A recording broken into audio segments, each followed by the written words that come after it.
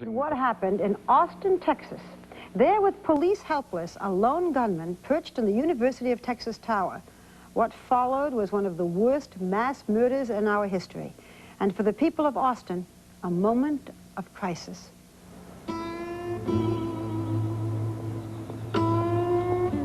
It was another hot, steamy morning like this one in Austin, Texas. Summer classes were in session, and no one had any suspicion that Monday, August 1st, 1966, was about to be catapulted into history. A deranged graduate engineering student named Charles Whitman, disguised as a maintenance man, dragged a footlocker loaded with high-powered rifles and ammunition to the top of the University of Texas Tower. From the 28th floor observation deck, Whitman would hold the entire city of Austin hostage. For 1 hour and 36 minutes, time stood still for those trapped beneath the tower by a madman whose savage attack shocked the nation. The fact that on the previous night, Whitman had killed his wife and mother would not be discovered until after his rampage had ended. He had left letters explaining that he wished to spare his loved ones from the pain and humiliation he knew his actions would bring into their lives. University employee Beulah Cooper had dropped her 11-year-old son off at the library and started what seemed like just another day. But all that changed shortly before noon. I heard the sound, and I asked one of the people that I was working with what had happened, and she said, "They're shooting in the tower." Whitman had planned to start shooting during the 11:30 class change, when this plaza would be filled with students. But he was forced to change his plans when he was discovered by a family of sightseers making their way to the observation deck. They were his first victims that day. Austin's moment of crisis had begun. In 1966, Neil Speltz was an anchorman at KTBC. Actually, I was in the newsroom, and the police radio said there's a shooting at the tower. And frankly, I thought at first it was the Tower drugstore.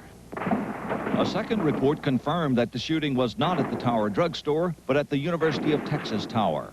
Then I jumped in a mobile unit as soon as we got that report on the air and came out here just below the tower to begin a broadcast from the location. This is a warning to the citizens of Austin. Stay away from the university area. There is a sniper on the university tower firing at will. I could see him on the tower. What he was doing was just walking around methodically shooting. It was incomprehensible to begin with. You could hear the gunshots, the people were running. There were people hiding and dropping behind buildings, behind cars. In fact, there were several who appeared to be wounded or dead already lying around when I got here.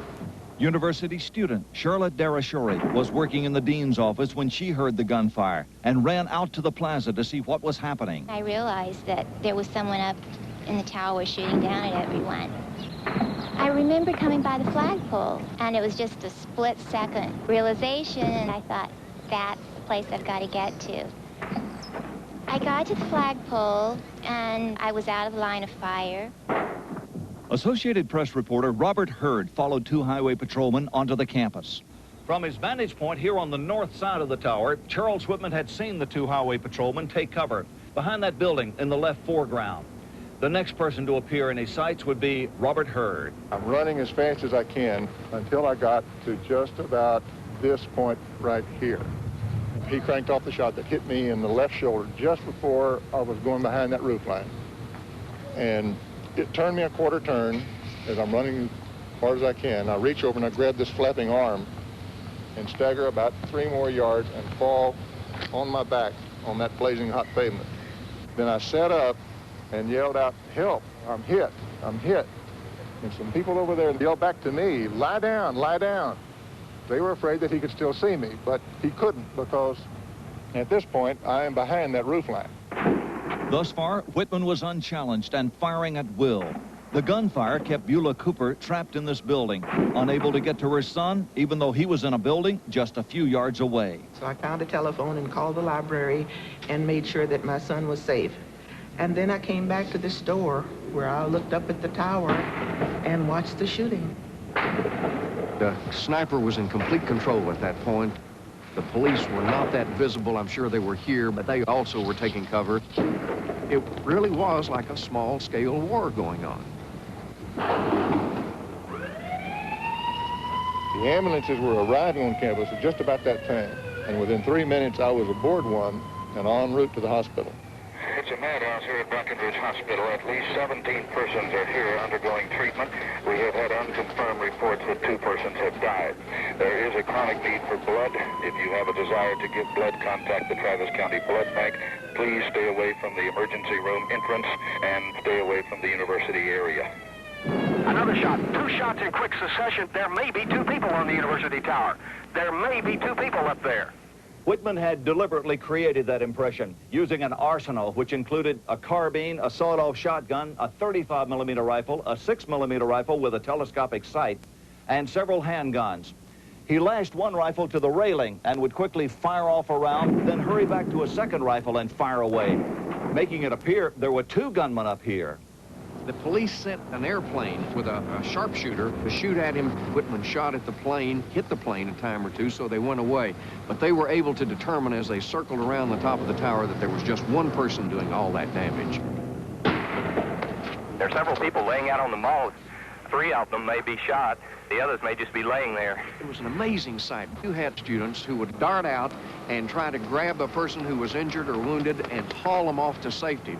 Did you have any trouble getting them up, or did any shots come close to you while you were out there? No shots came close to me. It's just the last one. He was dead. He was dead weight. He was a little hard to pick up, too limp. University student Graham Ellison, seen here, was just one of many people who risked their lives. Ellison knew that the person in his arms was already dead. In spite of that, Ellison carried the body out of the line of fire. Really, I don't know how long I was here. It could have been 10 minutes or it could have been 8 hours. I really didn't think about looking up there because I knew the consequences would be lethal. The former Marine sharpshooter was lethal, killing 13 people that day, hitting some of his victims at phenomenal distances, up to a quarter of a mile away. The distances proved to be a big problem for police. They didn't have weapons that could reach up to the top of a building. Officers had to go home and get their deer rifles to accomplish that. The Austin police knew that their homespun remedy wasn't going to be enough.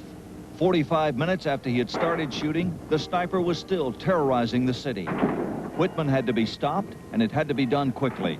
The only way to accomplish that was to go up and get him. Patrolman Houston McCoy made his way through the underground tunnels to the tower elevator. I was taking my shotgun off safety as I approached the elevator doors to be prepared for anything when the elevator doors opened. McCoy had no way of knowing that a few other police officers and civilians had already gone upstairs. Inside, they were closing in on the sniper. Outside, the heat was on. While I was broadcasting, 2, 3, 4 people came running toward me, and I thought, what in the world is going on here? Those people were actual citizens who went home and got their own deer rifles, were able to keep a heavy enough fire to keep the sniper pinned down so he could not do nearly as much damage as he did the first few minutes that he was up there shooting. Patrolman Romero Martinez was only 1 floor below the observation deck when he was approached by a civilian, Alan Crum. They decided to shoot to kill. Alan said, "Hey, buddy, you're not going by yourself. Let's go on up and let's do it military style." I said, "Come on." We went on up, and we had to turn up the last turn of the stairs. Alan said, "Are we playing for keeps?" And I said, "You damn right." Officer McCoy was right on their heels. As I finished climbing the stairs, entered the small reception room. Here on the observation deck level, McCoy found Martinez and Alan Crum. They couldn't be sure what would happen next. Whitman might appear at one of the windows at any second. They were alone and out of touch.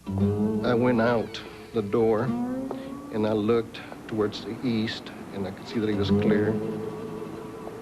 I peeked around the corner, and I could see the north side was clear, so I told Ellen to come out. Up to this point, we didn't know how many snipers there were up here. We didn't know where they were located, and we had no plan. But Martinez had done got out the door, and we had to back him up. This view of the observation deck shows the officer's predicament. Martinez and McCoy had come out the door on the south side of the tower and headed north along the walkway on the east side. Alan Crum stayed by the door on the south side and faced west, watching for the sniper, whose exact location was still unknown. I followed Martinez on around. Martinez was on his hands and knees here. Martinez looked up at me and motioned me to get down. As I was stooping down, well, several splats of bullets hit right above my head here. One of my worries, as I was working my way around here, I kept checking this upper area, being aware that there might be a sniper up above us. As we got up to this clock extension, I was in the worry of somebody being around on the other side. My thoughts at that time was of my wife and my 2 sons, and contact lenses don't fail me now. Martinez remained in the crawling position, and I'll remain in a position up against the wall in a scoot down position with a shotgun over Martinez's head. My mind was blank. It felt like I was just a robot. I know there was fear. I know there was fatigue. I know I was feeling the heat, but I couldn't feel it. The 3 men were about to find out that Whitman was posted at the northwest corner. Crum panicked when he thought he heard Whitman moving along the west walkway and fired a shot into the wall. When Whitman turned in response, it gave Martinez and McCoy the opportunity they'd been waiting for. Martinez came on around and started firing his pistol. I jumped out past Martinez, shot the sniper white headband full in the face, instantly jacked in a second shot, and shot him again and hit him inside the face. I grabbed the shotgun from McCoy, and I fired one more time, running up at him, and I fired just before he hit the deck. I came over to look at the sniper, and at some point I had an urge to throw him over the top of the tower, but I didn't. This is Neil Spells with a bulletin from the KTBC radio newsroom. The sniper is dead. The sniper, apparently tentatively identified as Charles J. Whitman, is dead. 1 hour and 36 minutes after he fired the first shot, Charles Whitman became the last casualty of the day. Suddenly, just as quickly as it began, the crisis was over. People just walked out from behind their tree or their fence, whatever they'd been hiding behind. People had been listening to the radio hidden away in nooks and crannies and classrooms, and it just flooded out in front of the tower. And what really scared me later was, what if I'd had a wrong report? What if he'd not actually been apprehended and all those people moved out there in clear view where he had been killing people just a few moments before? Beulah Cooper moved anxiously through the crowd, finally able to join her son. His hands were as cold as ice. He was scared. He was really scared. He just gripped my hand and didn't turn it loose until we got to the car. Well, the first thing he said is, "Hey, I could have been killed." Charles Whitman did kill 15 people and wound 31 others. Any hope of understanding why he did it died with him on the observation deck that hot summer afternoon. A portion of Whitman's last letter, written only hours before his attack, revealed his fears about his own state of mind. Quote, "After my death, I wish that an autopsy be performed on me to see if there's any visible physical disorder. Maybe research can prevent future tragedies of this type." An autopsy revealed Whitman had a brain tumor. He also was known to have used amphetamines or speed, but experts say neither was sufficient to elicit Whitman's anger toward the world. The mystery of this ghastly incident remains why he did it, but we talked about SWAT teams that came about as a result of this. As a direct result, Barbara, the first team that developed was the Los Angeles Police Department.